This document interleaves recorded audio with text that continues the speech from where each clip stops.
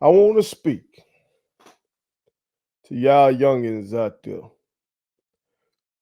particularly uh, my black youngins out there. I want you to listen to me now and hear me clearly. Osama bin Laden did not like you. You understand? Osama bin Laden did not fuck with you. Let's go ahead and get that out the way off top. I don't give a damn what you read or watched on online or watched on TikTok or whatever. Osama bin Laden did not fuck with you. Okay. Now, some of my OGs might be looking at this saying, "First, why are you bringing this up?" I'm about to tell you why. Okay. But before I do, make sure you hit that subscribe button. I am your homeboy first, and this is the realest, most entertaining show in the game. Put it on something. Again, hit that subscribe button. Share. Please share. And put all your people on, especially something like this. Because we got to counter the bullshit that is out there, y'all. Okay. So please share. Hit that like button.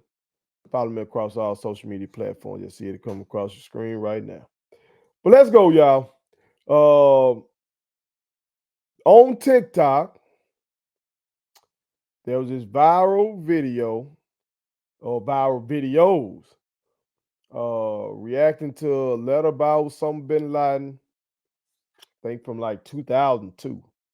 Okay. And supposedly it was bin Laden's letter to America.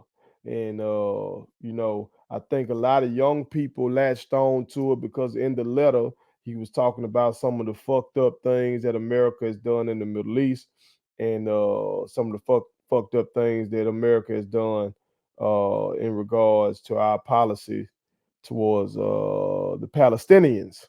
Okay. News reports also point out, though, that bin Laden also had a bunch of homophobic shit up in there, had a bunch of anti-Semitic shit in there as well. Okay, but what young people are latching on to is the shit he was saying about U.S. foreign policy. Okay, and I guess they were treating it as some eye-opening shit. But again, I say Osama bin Laden did not fuck with you. Osama bin Laden did not like you. He did not like me. How I know that?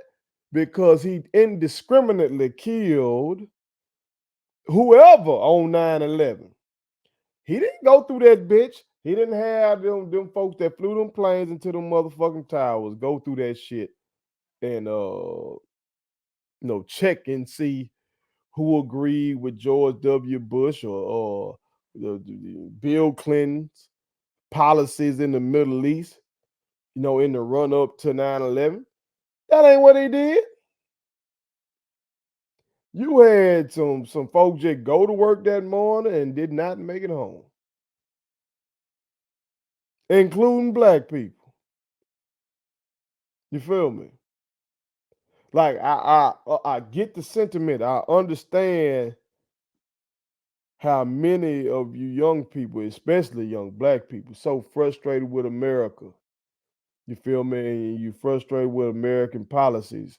And you see America giving billions and billions and billions of dollars away to like Ukraine to fight this Cold War that we have against Russia right now. And then you see America give billions more to Israel. And you watching how they goddamn responded to Hamas's attack, against them, what I'm talking about. Hamas hit them up on some fuck shit, but then now they have responded in a way that's killing a bunch of civilians. And shit, our money is helping to fund that shit. And so you look at that, and then you hear a message from Osama bin Laden, and you start to see a justification in that shit. But no, no, no, no, no, no, no, no, no. Because you got to ask yourself, do you deserve to die for the actions of the Biden administration? Do you, the person that's watching this, The young person that's watching this, you 18 to 30 or whatever, you watching this shit, say to yourself, do you deserve to die for the decisions that Joe Biden has made, that Donald Trump has made, that Barack Obama before him made? Do you deserve to die for those decisions? And I'm quite sure that your answer is no. You feel me? Like, you don't believe that nobody should just no terrorists should come up in your child's school and blow that bitch up, or should come up in your place of employment and blow that bitch up because you pay income tax, and the government using your tax dollars to go do some of the fuck shit they be doing. That ain't why you paying your income tax. You just trying not to go to jail your damn self. I know a motherfucker like me ain't paying my income tax and out here actively supporting some of the bullshit our government does. I stay speaking out against it. You know what I'm saying?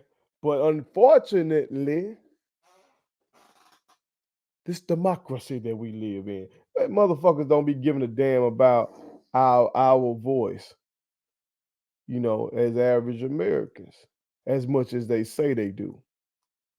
They don't, especially when it be coming to foreign policy, especially when it comes to that. You know what I'm saying? They be caring about what the money the elites want, what the motherfuckers with the bags want. That's what they be caring about. You know what I'm saying? But Osama bin Laden didn't check for none of that shit. He just indiscriminately uh murked whoever on that day.